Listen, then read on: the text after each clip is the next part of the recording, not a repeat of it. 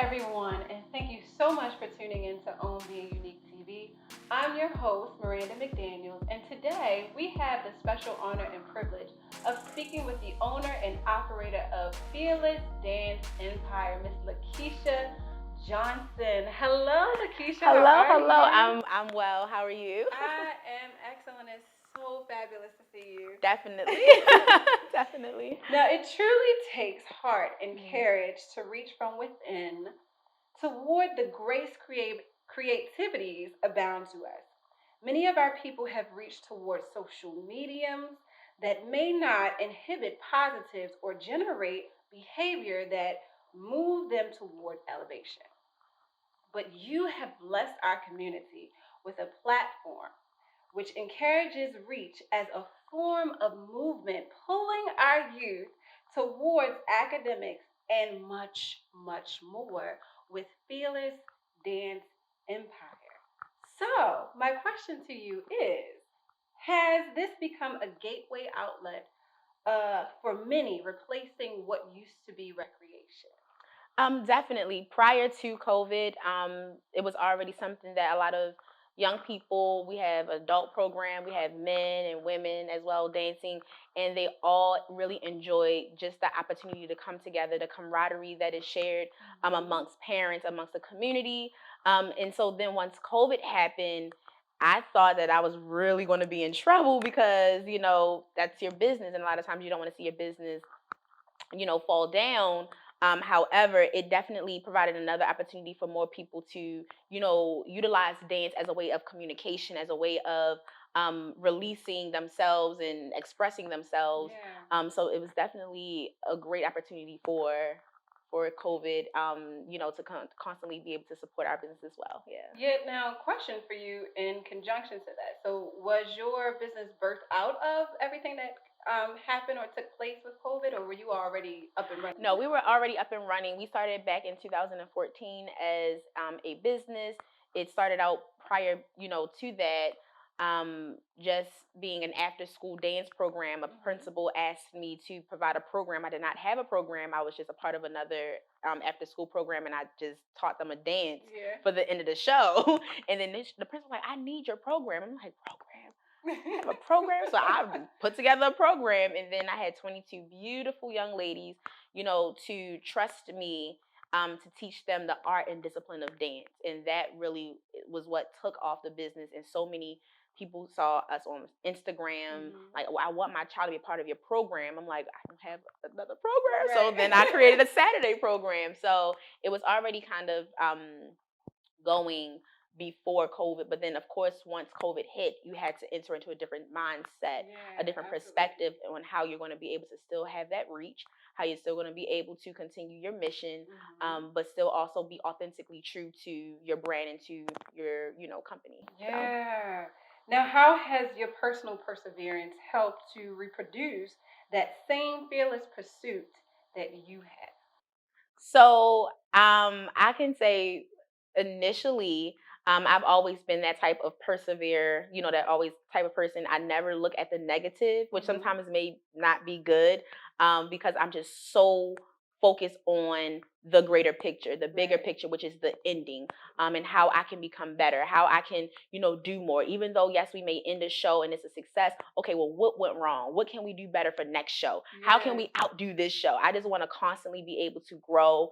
And with growth, there's an understanding of, some things that may be difficult, some of your challenges, and understanding those, and then working around them to navigate, then to ultimately, just be your absolute best. Yeah, and I love the fact that you titled your company Fearless Dance Empire. We have this bright and dynamic word of fearless, right? And you have dance, and we kind of understand what dance is, and then you have this empire. I mean, just echoing, in the winds right now. So tell us, what does it mean to be fearless? So I'll tell you a little about the name and the reasons why it became Fearless, and then also talking about what it means to be fearless. So initially, when I first started the program, like I said, I did not have a program. It was just an after school something that, you know, the principal asked for me to do. And so I said, well, we need to have a name. I'm talking to my students, like, we need to have a name. I'm like, well, what name can we, you know, can we use? And they were throwing out stuff. I was like, okay. I said, we're going to, you know, come back to that. I said, but why do you all like to dance? Why do you all like to come with me after school for 2 or 3 hours, you know, every other day? Why? And this is before Freddie Gray. This is before all of these different issues arising within our community. And so during that time, they said, I don't want to, you know, be in an environment where I'm afraid. Like, I feel free here. You know, I don't want to fear, you know, my outside society. I love doing this type of dance, teaching them ballet and modern, but that's not widestream within their community. So I want to be somewhere where people can support me in what it is that I want to do. And so that kind of resonated. That idea of not being in fear always resonated with all of the students. And so I said, okay, we're going to come around to that. And then I came up with Fearless. But I didn't want it to sound like a traditional dance studio, because we're not a traditional dance studio. You know, like I said before, we support students in the community. A lot of these students' parents do not have a lot of money to pay for expensive dance classes. So we're not the typical, you know, dance studio where these kids are raw. And they bring uncut and raw, but they have talent. They have real talent. And so I said, oh, you know what? I want this to be not only a place where students are learning dance, but I want them to be better people when they leave. And then I found the poem by Marianne Williamson, Our Deepest Fear is not that we're powerful. Our deepest fear is not that we're inadequate. Our deepest fear is that we're powerful beyond measure. And that is what always resonates. When we end our class with just that portion of the poem. That's good. That our deepest fear is not that we're inadequate. Our deepest fear is that we're powerful beyond measure. Yeah, that's good. And I know that it's empowering for them, especially knowing that many of them may come from communities where, you know, it's hard to even think about education. Absolutely. It's hard to go to school and think about, you know, what you're supposed to be doing in the classroom, because you're dealing with your own personal issues at a young age. Absolutely. A young age, carrying like this heavy load.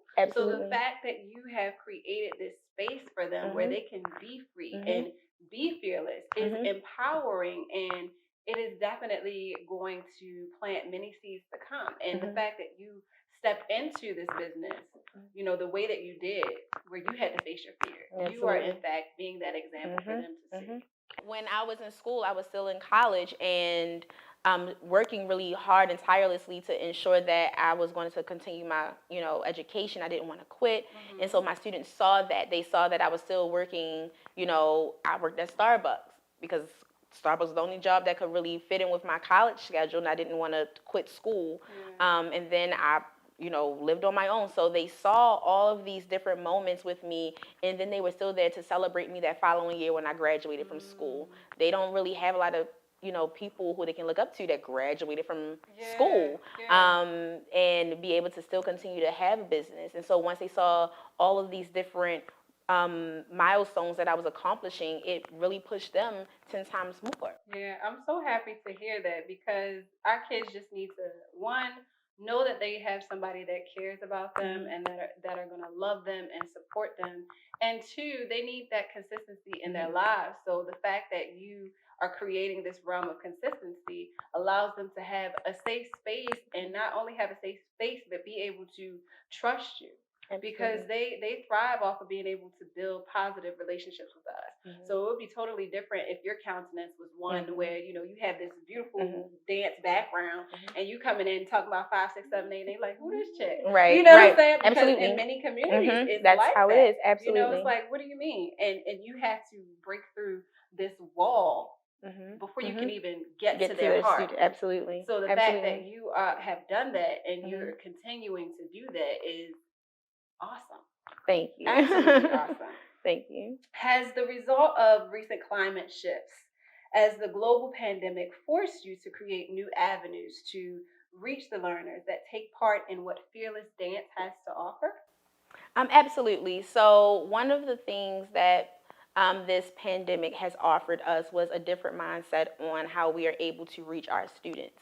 So of course you have a lot of people utilizing the Zoom platform and other platforms for video conferencing, which has definitely been beautiful. We're able to not only reach our students here in Baltimore and in Maryland, because we have students who travel. But we have students as far as Pennsylvania. We have had students from North Carolina. We've had people in South Africa join some of our classes. Nice. So it's been it's really been quite an interesting journey.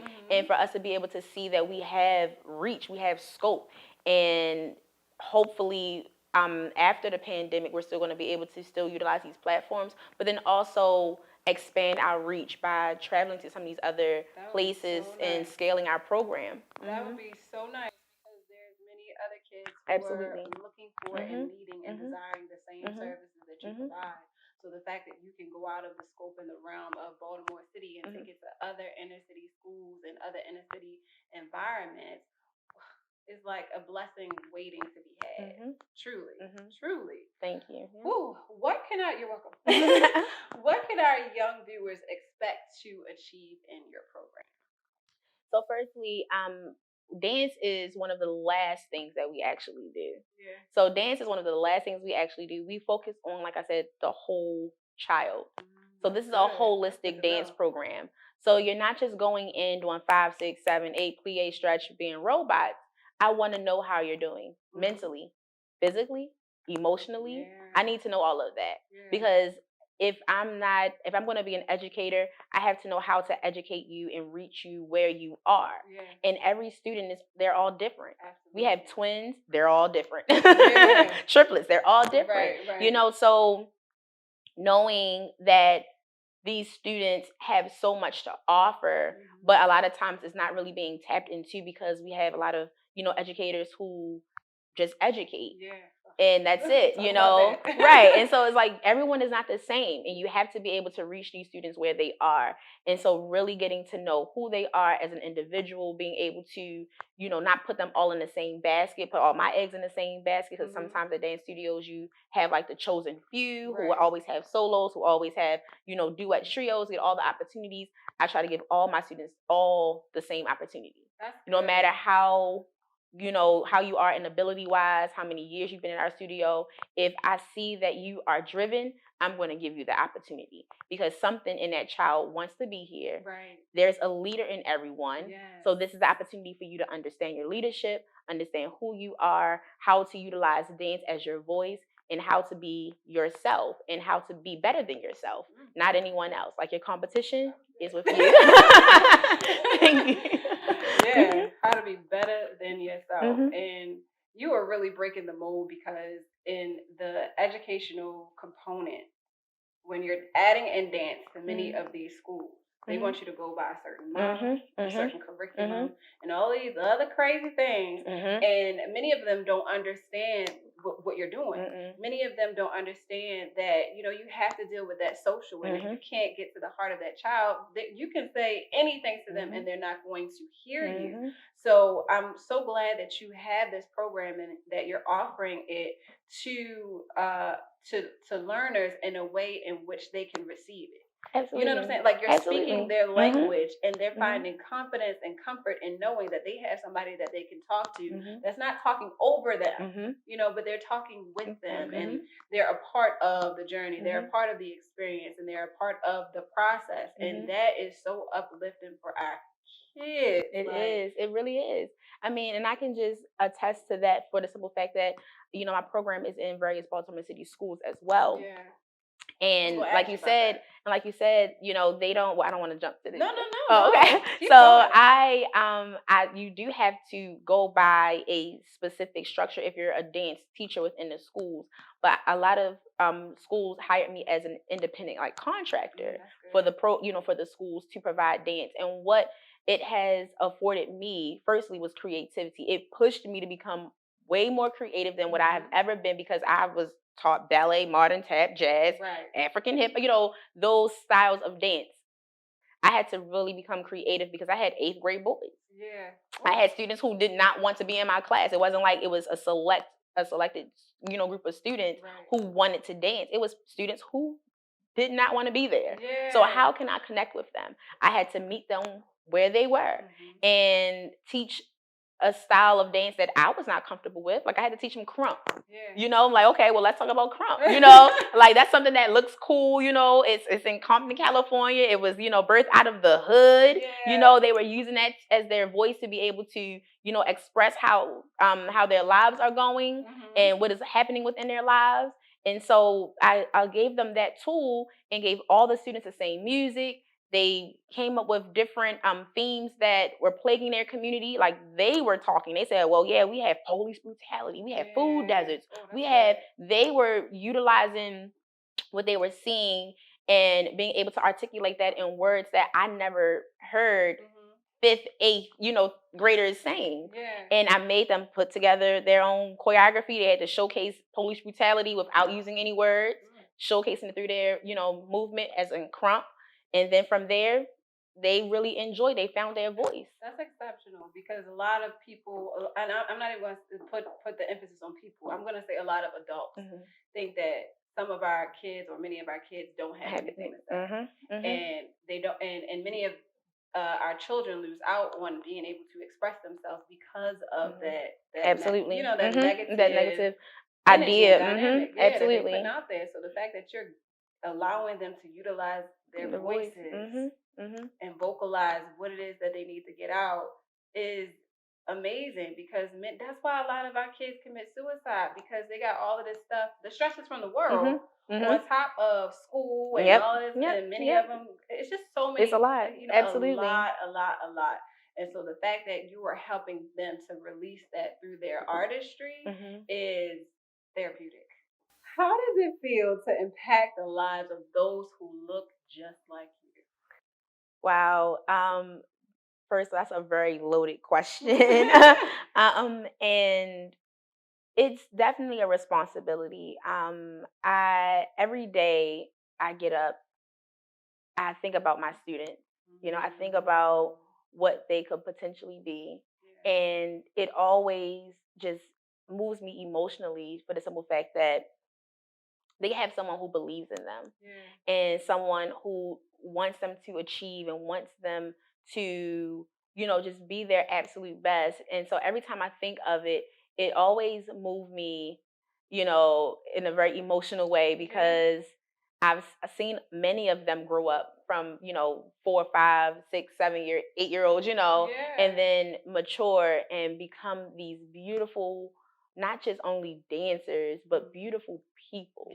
Like really amazing people who are caring, who are compassionate. Like that in itself, hands down, has been just an amazing experience for me. So I'm always truly thankful, you know, to see, you know, these students mature and be who they are. But it is definitely something that like I said, moves me emotionally. I'm just still trying to like hold it in together. I got you. I mean, because knowing where these students have come from and knowing their environments and knowing the things that they have been exposed to and they've experienced, it and just seeing where they are today, it is just definitely very interesting. And the fact that you were specifically chosen to be the one to pour into. Absolutely. Because imagine if they would have gone to somebody who doesn't have a heart for them. You know, if they didn't care about them holistically. Absolutely. How would their lives have turned out? Absolutely. You know, if that were the case. Absolutely. And I always say to myself, because first off, Fearless Dance Empire wasn't birthed out of just happy go lucky me wanting to have a dance studio. I've always dreamt of having a dance studio. I've always dreamt of teaching. However, when FDE was founded, I was in a very rough patch in my life. I did not think I could have even made it out of there if it wasn't for Fearless Dance Empire. I was depressed. I was extremely sad. I was, you know, still trying to get through school. School was already in itself. I had already transferred schools like 3 times. So it was just a lot going on. I was moving. And so it was a very difficult position for me to be in. And so when FDE was birthed, it gave me a new perspective. It gave me that oomph and that light that I needed to have to continue to grow myself. And so I didn't just only pour into those 22 beautiful young ladies. Yeah. They poured back into me. Mhm. They gave me love. They gave me, commitment. They showed me. They pulled the wool over my eyes and made me look at myself through them. And so I had to be there. I had to show up. And not only did I have to show up, they had to show up. I say it all the time. I tell my students, I say, thank you for being my student. If you weren't my student, I couldn't be your teacher. And so I'm truly thankful. I'm truly honored that the program has definitely grown and that parents and families and students alike trust me with this vision. And I'm thankful that God gifted me with this vision to be able to continue to give it out to the world as well. Yeah. And I was gonna ask you, what supports do you offer for the parents? I don't even know if that's something that needs to be, expressed, because your organization is a support for the parents. Absolutely. It is a family. Like I tell anyone who's coming into our studio, we're not the traditional studio. This is a family. Yeah. No matter who you are, we have parents from all walks of lives. We have families who have multiple children, single, so the dynamics are all different social economic, backgrounds. Yeah. And so just knowing that they're all there and they're still come together to support each other. I was just having a conversation with one of my good friends who's also a dad of the program, and we were just laughing last night discussing the father-daughter dance. So we had these guys come together from all different walks of lives, and their children are here. They want to dance. Their daughters convinced them to dance on stage at our show, and there was a type of commitment that and brotherhood that was fostered just through this dance program. And they came together. They had to put on suits, and some guys never wore a suit besides like to prom or something like that.